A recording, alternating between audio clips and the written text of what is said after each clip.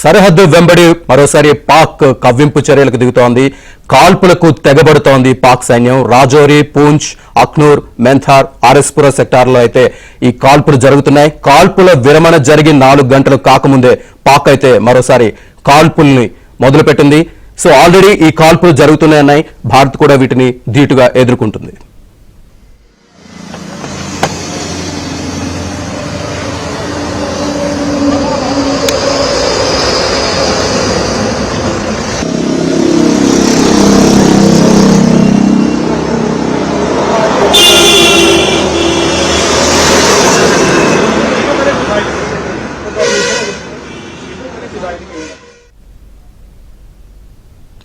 Cease fire అంటూనే కాల్పులకు ఎగబడుతోంది పాకిస్తాన్. 4 గంటలు అంటే కాల్పుల విరమణ జరిగి 4 గంటలు కాకముందే పాక్ మరోసారి కాల్పులకు తెగబడుతోంది. ఇదే అంశానికి సంబంధించి పూర్తి డీటెయిల్స్ అందించడానికి మా ఢిల్లీ బ్యూరో చీఫ్ కృష్ణ సిద్ధంగా ఉన్నారు. కృష్ణ,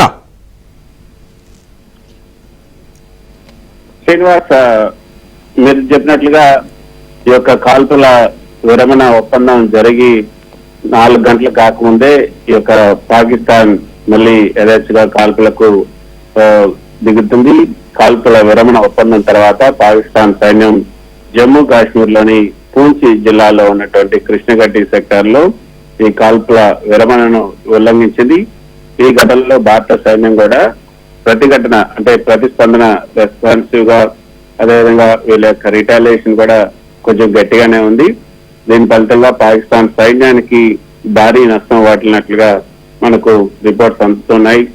ఈ కాల్పుల విరమణ ఉల్లంఘన పూంచ్ జిల్లాలోని కృష్ణగడ్డి సెక్టార్ తో పాటు అఖ్నూర్, రాజౌరి, పూంచ్, ఆర్ఎస్పుర ఈ ప్రాంతాల్లో ఈ యొక్క కాల్పుల ఉల్లంఘన జరిగినట్లుగా తెలుస్తుంది.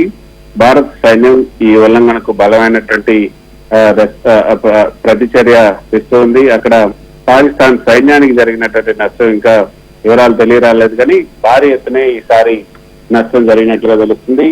అయితే ఈ ఘటనల నేపథ్యంలో భారత సైన్యం ఏదైతే అంతర్జాతీయ సరిహద్దు, అదేవిధంగా నియంత్రణ రేఖ, ఎల్ఓసి వెంబడి ఉన్న ప్రాంతాల్లో హై అలర్ట్ ప్రకటించింది. ఈ గతంలో మనం చూసాం 2021లో కూడా భారతదేశం పాకిస్తాన్ మధ్య కొత్తగా అమల్లోకి వచ్చినటువంటి కాల్పుల విరమణ ఒప్పందం తర్వాత ఈ అరుదైన ఉల్లంఘనలు మళ్ళీ జరుగుతున్నాయని చెప్పొచ్చు.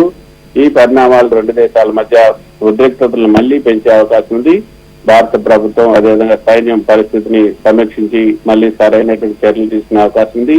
అయితే ఇప్పుడు మళ్లీ అక్కడ పాకిస్తాన్ యొక్క కాల్పుల విరమణ ఒప్పందాన్ని ఉల్లంఘించిందన్న వార్తలు వచ్చిన నేపథ్యంలో మళ్లీ ప్రధాని నివాసంలో మళ్లీ ఈ యొక్క సమావేశాలు మరికొద్ది సేపట్లో జరిగే అవకాశం ఉంది.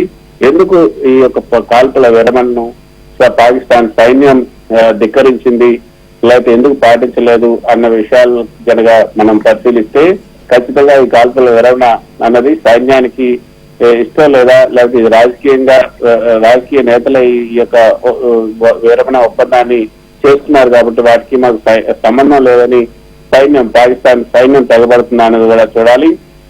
పాకిస్తాన్ నియంత్రిత ప్రాంతాల నుంచి ఏదైతే దీనికి మరో కారణం కూడా ఉండుండొచ్చు శ్రీనివాస్, ఈ ఉగ్రవాద కార్యకలాపాలకి మద్దతునిస్తున్నటువంటి పాకిస్తాన్ సైన్యం ఈ పాకిస్తాన్ నియంత్రిత ప్రాంతాలు ఏవైతే పీఓకేలో ఉన్న ప్రాంతాల్లోంచి భారత్ లోకి ఉగ్రవాదులను చొరబాటుకు పంపే ప్రయత్నాలు జరుగుతున్నట్లుగా తెలుస్తుంది. దానికి భారత రక్షణ సంస్థలు కూడా అవే అనుమానాలను వ్యక్తం చేస్తున్నాయి. అలాంటి చొరబాట్లను కప్పిపుచ్చేందుకు ఈ కాల్పులు చేస్తున్నట్లుగా తెలుస్తోంది. అంతేకాకుండా అందరి దృష్టి కూడా మరలించడానికి పాకిస్తాన్ లోపల ఏదైతే రాజకీయ అస్థిరత, ఆర్థిక సంక్షోభం ఉన్నటువంటి వేళ ప్రజల దృష్టిని మరలించేందుకు కూడా ఈ సైనిక ఉద్రిక్తతలను పెంచే అవకాశం ఉన్నట్లుగా తెలుస్తుంది.